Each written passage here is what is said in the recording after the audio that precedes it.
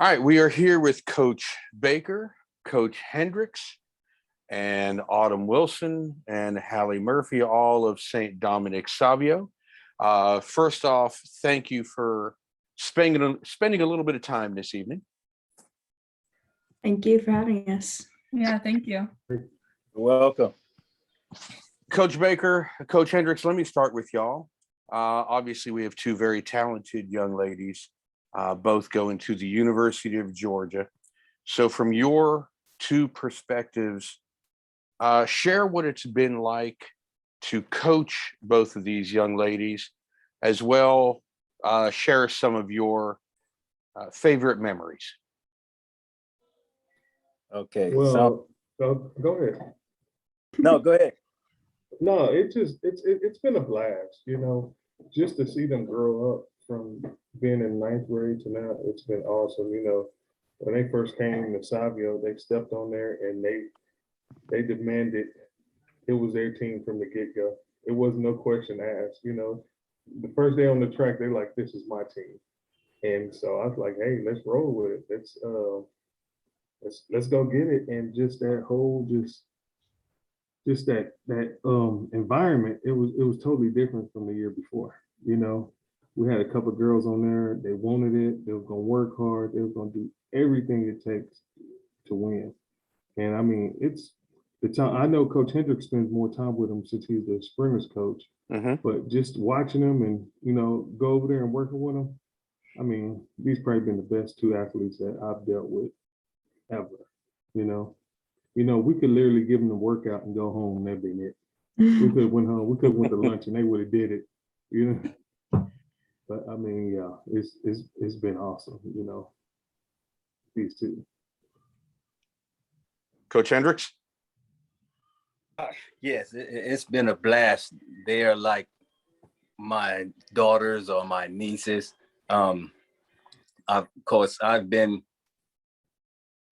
the pleasure to coach them. Well, I was gonna say I got the pleasure to coach them even before they got to high school as well. And I just love the fight and determination, the competitive spirit that they have. They push each other in practice. They hate to lose. They're not afraid to compete, and they will go out there. And if they happen to lose, which is not often,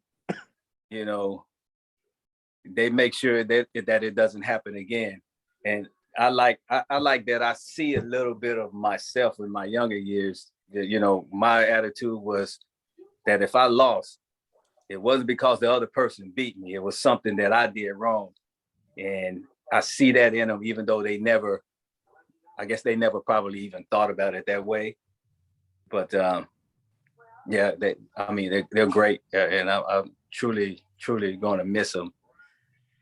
So I just want to say, I hope they stay in contact with me.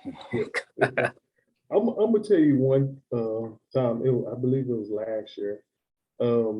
We went to a track meet. I believe it was San Antonio, and Hali ran the 100. I never forget. I believe it was 100 or 200, and Hali had ran some insane time on that 200 and finished. Let me tell you something. As soon as Autumn heard that, oh yeah, we knew it was on. As soon as, and a few days later, she went to a meet and went and beat that time. I was just like, so they were just been going tit for tat. But if one beat the other one has to beat them, and it's all the time. Well, it's funny you say that. I've got their PRs here, and Hali's got an 11:53 Autumn 11:29, Hali 23:69 200, Autumn just under that at 23:60.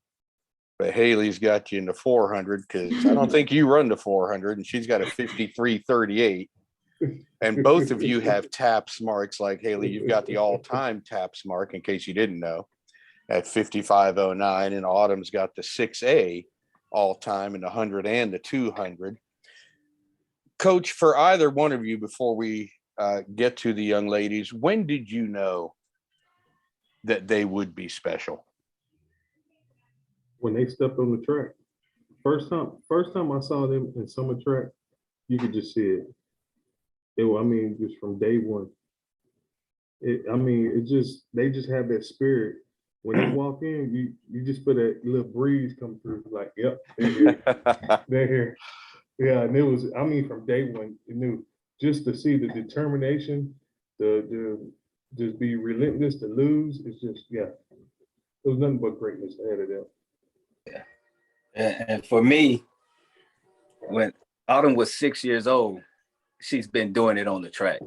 So I seen it then, and just she has this fire, and both of them have a goal of competing professionally. And Hali came along in middle school, and I saw that then, and then once you put them together, as Coach Baker said, they compete, they feed off each other, they do it in the weight room as well. There's one day in practice, I had to keep getting on them because they were competing with each other to see who hit the hardest, while they was punching each other in the arm. They was doing that little thumb wrestling thing. Then it went on to who could jump the highest, so and they're best friends. So if one of them happens to be sick or maybe have a slight injury, they do not like missing because they think the other one's going to get a step up on them, So yeah, it's there. And I believe they're going to go on to do great things. Autumn, is that true? Are y'all two that competitive with each other? Yeah, definitely. Hali, you agree? For sure, for sure. All right, so ladies, how is it that you both end up at the University of Georgia? I think so. We hadn't really talked too much about our top 5 schools before we released them. We were trying to go through the process separately so that we wouldn't influence each other's decisions.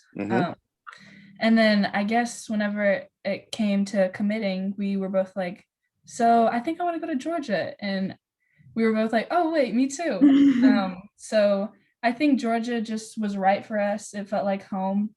And that's pretty much how we got to go to Georgia together. So Hali, if she said Georgia and you had a different school on your mind, would you have changed to remain in college with her? I would have done what was best for me in my career. So if that was another school, I would have gone to another school, but it ended up being Georgia. So very blessed. Were y'all recruited when Coach Petros was there, or did the recruiting start late when Coach Gilbert took over? Yeah, it started when Coach Gilbert took over. Who else were you considering? Start with you, Autumn. For me, my top 5 was UT, USC, Florida, Stanford, and Georgia. Okay. And Hali? Mine was Harvard, Florida, USC, Georgia, UT. Both at Georgia. All right. So Hali, let's go back to you now. Obviously, both of you compete in TAPS, you compete nationally in a lot of preseason, postseason meets. You've enjoyed, both of you, obviously, great success. Hali, what are some of your favorite moments from your high school career? I think like as I mentioned in my previous interview with Mosplit, Brooks PR was one of my favorite meets. Again, I got to meet a lot of cool people. The experience as a whole was really fun. We got to go on a yacht. That was pretty cool. Got to go on a yacht? Yeah, something like that. Yeah, on a boat on the lake. Wow. Yeah. That's pretty sweet. Yeah, it was pretty sick. Autumn, what about you? Some of your favorite high school memories? I think for me, Brooks PR was a pretty big moment. It was a great experience getting to know some of my fellow competitors as people, not just as my competition. And then also doing the Virginia Showcase, which is an indoor meet in the winter. And I ended up running the 55 and getting the US #1 time, which is something that I've been shooting for. That's one of my goals for my high school career, is being at US #1. So that was a really special moment for me.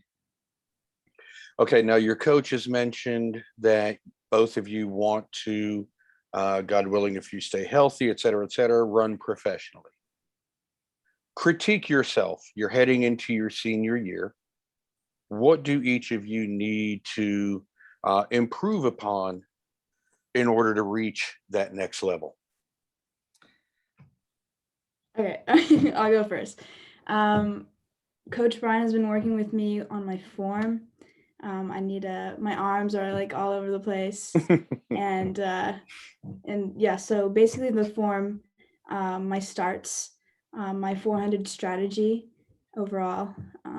That's pretty much it, but like, yeah. Yeah, I think for my 100, I want to continue working on my drive phase, and more importantly, running my own race and staying patient in the drive phase, because whenever I'm up against stiff competition, I tend to not run my own race. I tend to stand straight up to try to compete with the other person coming out of the blocks. So that's something that I need to work on. And then for my 200, I guess just getting out faster, making sure that I set myself up good for the end of the race. So, yeah. Coach Hendricks, is that an accurate assessment from both of the young ladies? Yes, it is. Yes, it is. Autumn, she tends to throw out that drive phase and just come out the blocks competing. And Hali does that with people in the 400, certain people, and is working on her, like she said, her arms, and Autumn getting out in that 200. And she can go faster than that 23.6 in that 200. So this season she's gonna show everyone.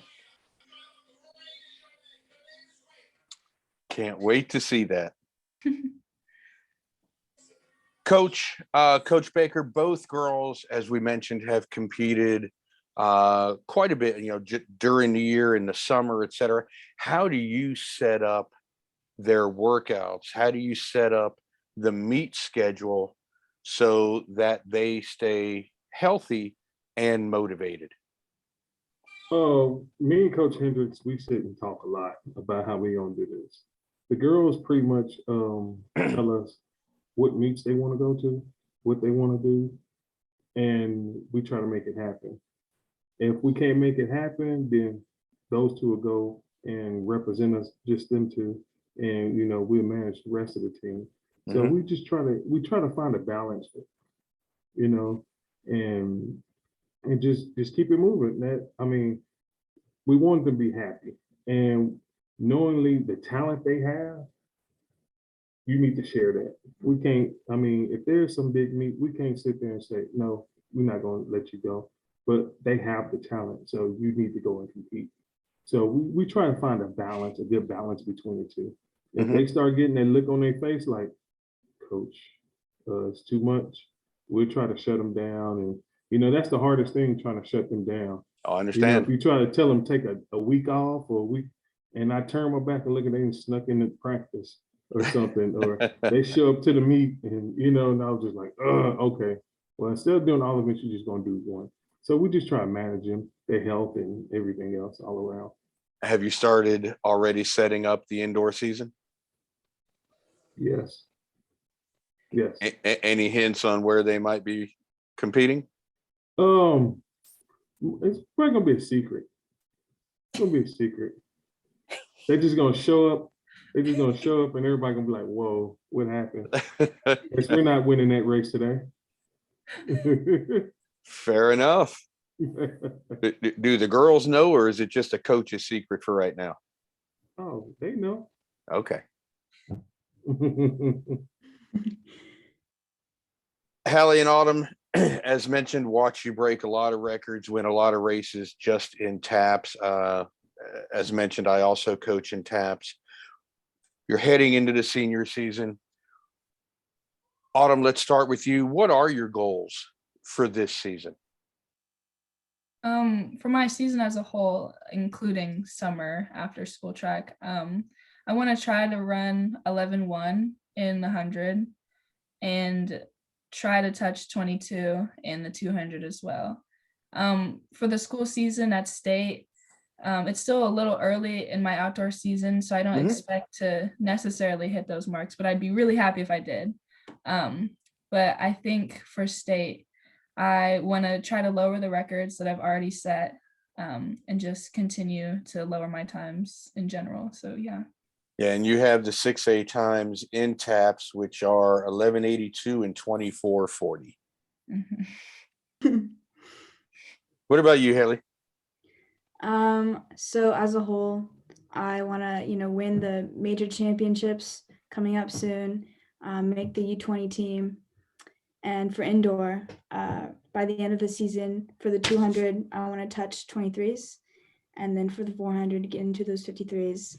And then for the outdoor season, including high school. So I want to keep working on that 100, lower my 200 time to the low 23s or maybe high 22s, and then hit those 52s in the 400.